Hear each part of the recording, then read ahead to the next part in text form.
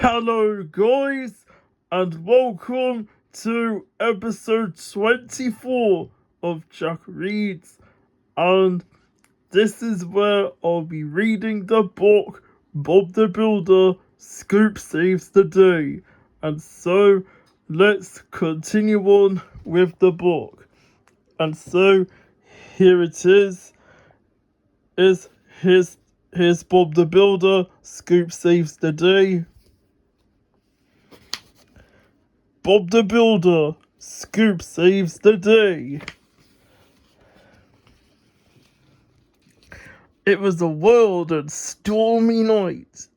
All across the town, thunder crashed, lightning flashed, and the rain bucketed down. Out in the yard, tucked snugly under Bob's lean-to, the machines snuggled together and listened to the storm. "Oh, look!" squeaked Dizzy. "This is scary." "No, it's not," laughed Muck. "This is fun." By morning, the rain had stopped and the clouds had rolled away. But a lot of damage had been done in the night, and Bob was the first person to hear about it. In Wendy's office, the phone and the fax machine never stopped ringing. "Oh, yes," agreed Wendy as she took down a message. "It was a really terrible storm." "A tree uprooted, blocking the road," gasped Bob. "I'll be there as soon as I can." Then a fax came through from the town council. "Bob, this is urgent," said Wendy, reading the fax out loud. "Roads blocked, telegraph poles down, pipes burst, and fences broken. Need immediate help." Okay, Wendy," said Bob, handing Wendy his mobile phone. "I'm on my way." He hurried out to the yard. Wendy held the phone in each ear. Hello. Bob will be with you just as soon as he can," she promised the worried customers.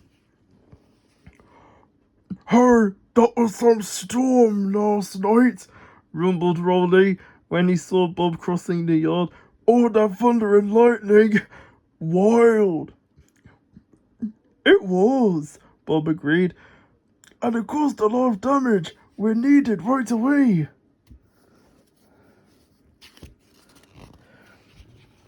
"I can shift it," revved Muck. "I can mix it." "I can dig it." "I can roll it," rumbled Rolly. "And I can lift it," Lofty clucked. "What a team," said Bob proudly. "Scoop, come with me to check out the roads. Buck and Lofty, I'd like you to pop into the farm to make sure everything's alright up there." "Oh, what about me?" grumbled Dizzy. "Don't worry," said Bob. "I'm sure you're all going to be needed on a day like this." Lofty and Mug left the yard, along with Pilchard, who went for the ride. They drove down the winding country lane that led to Farmer Prickle's farm. When they arrived, the machines found a terrible mess. The duck pond was full of rubbish left behind by the storm. "Quack, quack," squawked an unhappy mother duck and her 3 ducklings. Pilchard hopped off Lofty and went to take a closer look. "Don't scare the dogs," worried Lofty as Pilchard crept close to the water.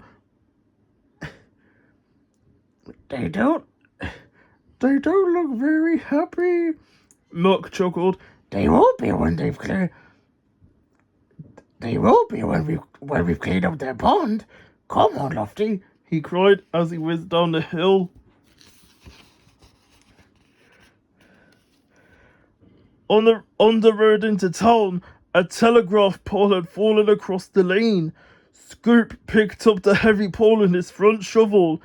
He strained hard to hold it in the air. "Where do you want it, Bob?" Scoop spluttered.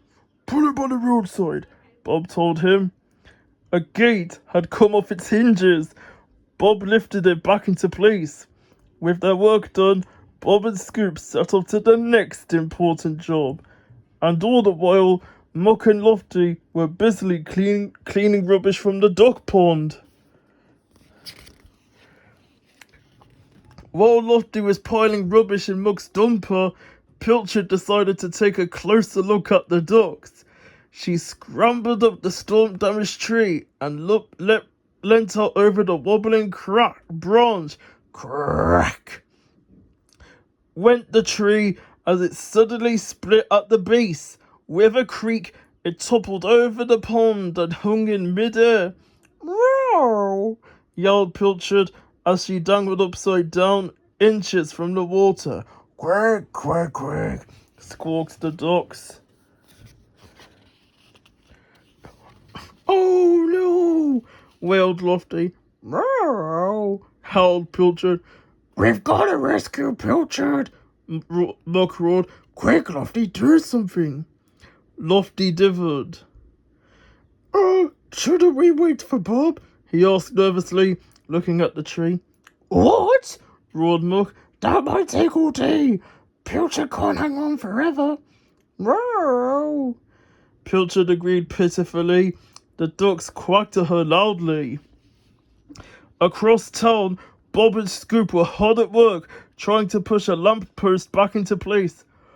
Push it back as hard as you can, Bob shouted over the noise of Scoop's engines.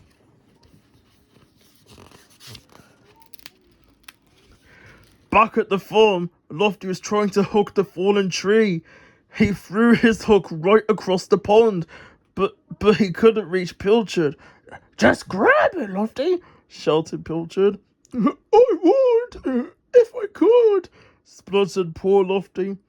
Chirp, whistled Bird. He flew off. Bird's going back to the yard for help, said Muck. Should we go with him? Asked Lofty.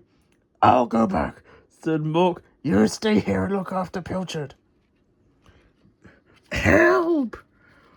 Yelled Pilchard, whizzing into the yard. Muck! Cried Dizzy in surprise. What's up? Pilchard is stuck in a tree that's fallen over the pond. She can't swim until she hits water. Muck spluttered. Oh, Wendy, he went on. You've got to help her. Ring Bob on his mobile, Wendy, said Muck. Poor Pilchard, agreed Wendy. I'll ring Bob right away. Suddenly she stopped and stared at the phone in her hand. Oh no, she cried. Bob didn't take his phone. One of us will have to go and get him, squeaked Dizzy. Ree! Whistled Bird and zipped off. He knew just how to make sure Bob got back to the yard as soon as possible. Across town, Bob and Scoop were picking up dustbins that had been scattered in the storm, when suddenly Bird flashed down from the sky. Roo! She whistled loudly.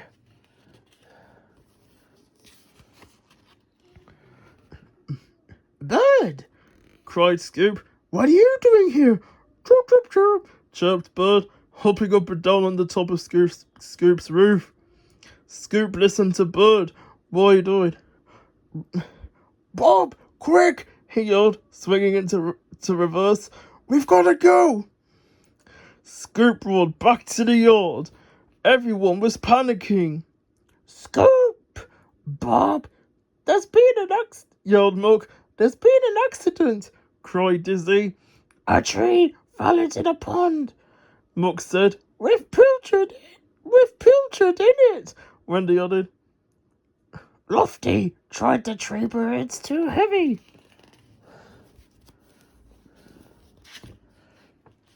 Oh, Bob, said Wendy, wringing her hands. You've got to rescue Pilchard. Don't worry, Wendy, replied Bob. We're on our way. He turned to the machines. Ready, team? He called. Can we rescue? Shouted Scoop. Yes, we can, chanted everyone. With their wheels churning as fast as they could go, Muck, Bob, Scoop and Dizzy roared along the country road to the farm. Lofty was delighted to see them power over the top of the hill. Even Pilchard perked up a little bit. "Don't worry, Pilchard," said Bob. "We'll soon have you out of that tree." What about the ducks?" asked Scoop. "They'll have to move or they might get hurt." "Quack!" agreed the mother duck crossly. Putting his finger to his chin, Bob thought hard. Suddenly, he had a marvelous idea. With a big smile, he waved to Dizzy to come closer. "See, Dizzy," he said, "I knew you'd be needed on a day like this." Bob peeked inside Dizzy's mixer, then turned and looked back at the ducks. Then Bob gestured to Scoop to come closer. The digger reversed until his back bucket was above the pond.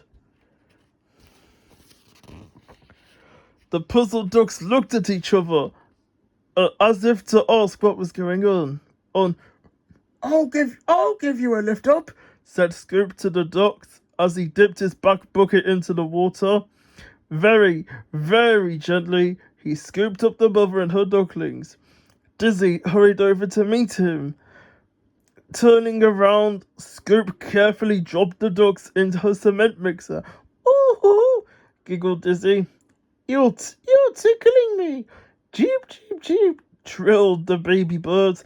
They seemed quite happy in their new home.